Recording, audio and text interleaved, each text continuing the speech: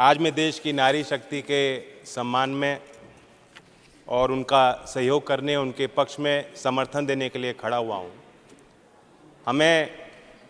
हमारे देश में महिलाएं अलग अलग रूप में दिखती हैं, घर के अंदर, घर के बाहर।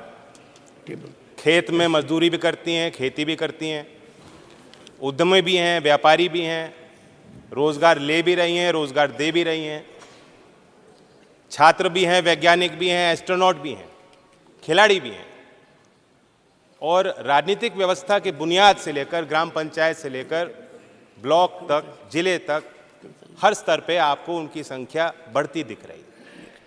लेकिन ये कटु सत्य है कि विधान पालिकाओं में जो संख्या उनकी होनी चाहिए थी, जो तादाद होनी चाहिए थी, वो आज तक बन नहीं पाई।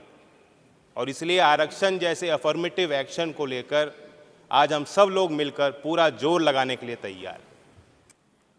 आज के दिन मैं चौधरी चरण सिंह जी को याद करता हूं।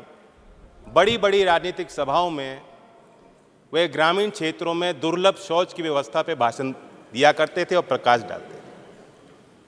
आज जातियों में इतने संबंधों में कट्टरता बनती जा रही, वो अंतर्जातीय विवाह के पक्षधर बनकर लोगों को जोड़ने की बात करते थे। क्यों? क्योंकि वे चाहते थे कि समाज बदले।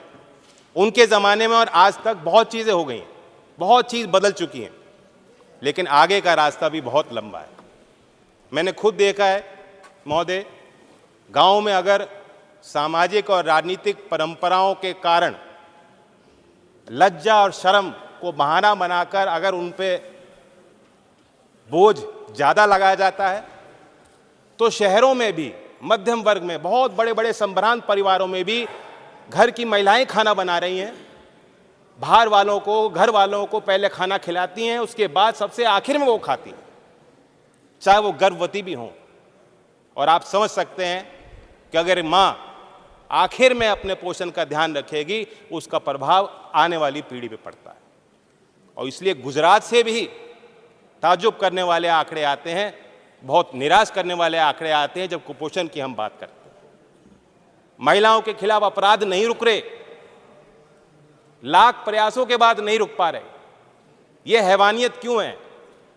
उन्नाव हो, कठुआ हो, हाथरस हो, मणिपुर हो, महिला जो हमारी खिलाड़ियां थीं, कितना अत्याचार चुपचाप सहेंगे।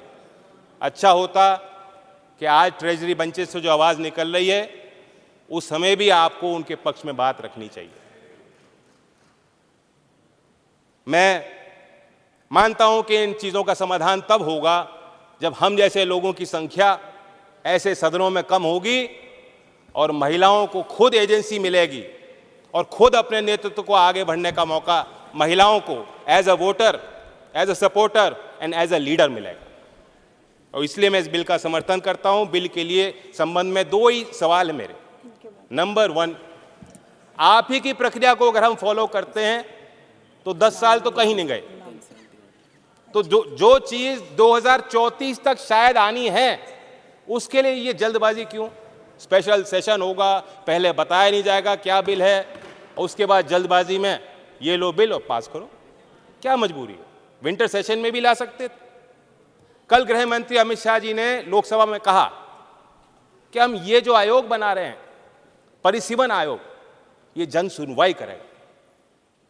क्या महिलाओं को आरक्षण देने के लिए हमें जनसंख्या तलाशनी पड़ेगी? जिले जिले में जन सुनवाई करनी पड़ेगी? क्या आज भी महिलाओं को आगे आके गवाही देनी पड़ेगी कि हमें आरक्षण दो? फिर दोबारा मांग उठानी पड़ेगी, फिर दोबारा विरोध झेलना पड़ेगा? तो इसलिए परिसीमन आयोग की कहीं कोई आवश्यकता नहीं है। और मैं सवाल पूछता हूं कि जो माननीय देश के प्रधानमंत्री स्वर्गीय अटल बिहारी वाजपेयी जी के समय जो कानून आया था, जो प्रस्ताव आया था, जो प्रक्रिया थी, उस प्रक्रिया में क्या कमियां थी? बाकी आगे पीछे जो प्रस्ताव थे उन्हें भूल जाइए, आप वाजपेयी जी को क्यों भूल गए? तो सीधी बात है, लोग समझ गए हैं कि ये रोड़ा तैयार किया जा रहा है, ये अड़चनें तैयार की जा रही हैं। नीति तो ठीक हो सकती है, नीयत में कुछ खोट। आपने धूम पिक्चर देखी, उसके बाद धूम 2 आई, मुन्ना भाई आई, फिर आई लगे रहो मुन्ना भाई।